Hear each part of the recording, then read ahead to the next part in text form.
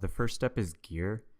Make sure you grab a chair from your living room because you don't have the furniture to do this. Make sure you plug in your piano and your computer, which you'll need to make you sound better. I'd like to say it's to save electricity, which is great, but really it's been this long since your last video.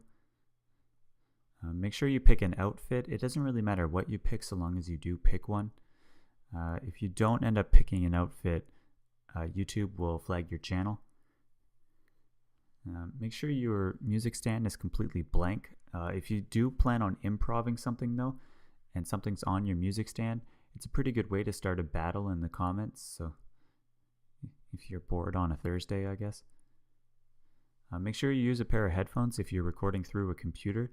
I have these Sennheisers, which are great, but use whatever you have.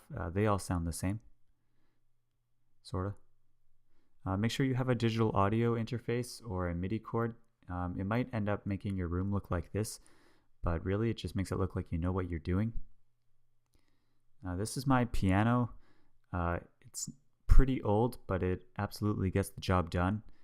If you put the stand this way with the tightening knob facing you, it's a pretty good way to teach your shin a lesson. I'd like to say it only takes one, but it doesn't.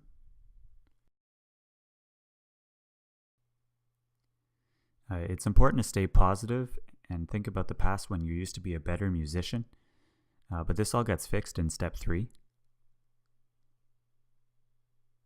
Hey Google, play Crossroads by Taylor Homewood. Alright, here's Crossroads on Spotify.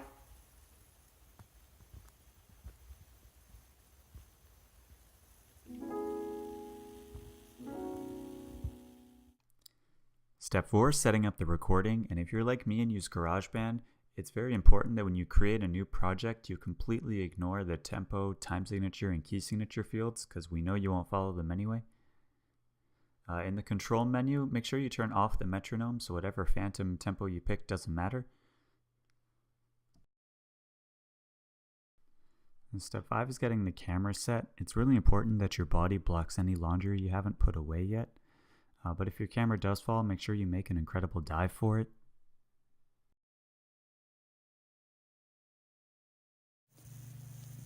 Just in case anyone tells you that you need perfect technique to make piano videos, make sure you let them know that there's no technique in piano, but there is a pie. And as they stagger around wondering why you said something like that, just go buy a pie. At some point you'll realize that you actually need to play something in order to be a music channel. It's important to sit down in the area that you think you're going to play first. I like to sit right in the middle and then start really high.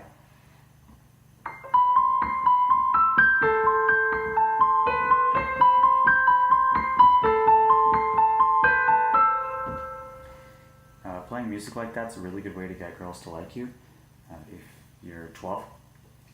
The good news is it also works for starting out low.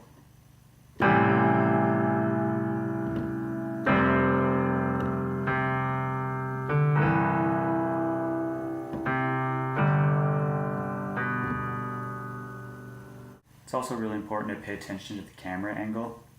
I like to forget about this for dramatic effect, and maybe one day I'll become a Pinky model. The other thing you can do is, if you're going to be one of those piano players who only shows their fingers just for dramatic effect, it's probably not a good idea to show your face at the beginning of the video. If you can't reach an octave, it's a pretty good trick to just roll the chords.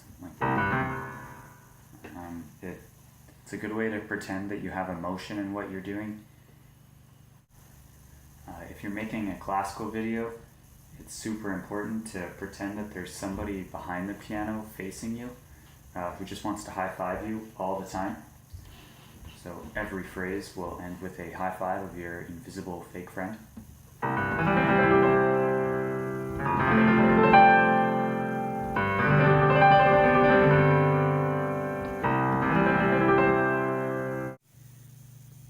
If you want to play music that puts people to sleep, for better or for worse like I do, basically you just need to play whatever you would normally play, but add major 7s and 9s on it.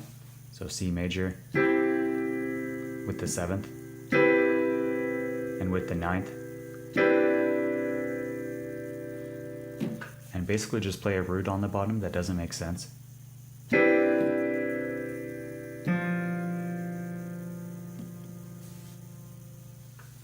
And up 3 octaves.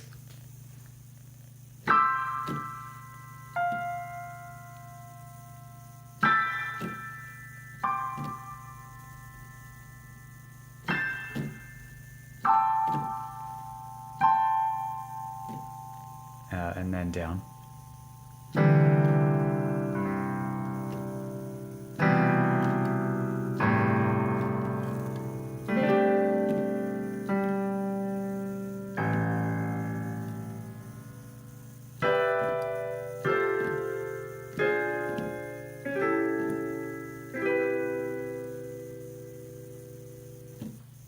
As far as runs go, it's a pretty good way to make a really boring piece look super impressive.